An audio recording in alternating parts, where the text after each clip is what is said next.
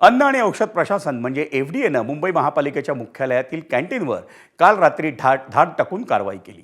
या तपासणीनंतर canteen seal करण्यात आल्यानं मुंबई महापालिकेच्या कर्मचाऱ्यांची आज जेवणाची गैरसोय झाली। महापालिका मुख्यालयातील या कॅन्टीनमध्ये दररोज 7-8 हजारांहून अधिक कर्मचारी आणि काही नागरिकही जेवण करतात।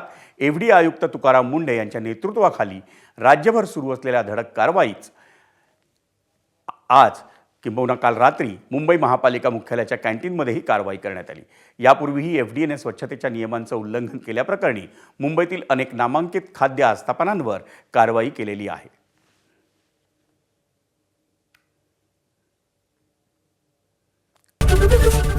एबीपी माझा, उघडा डोळे बघा नीट।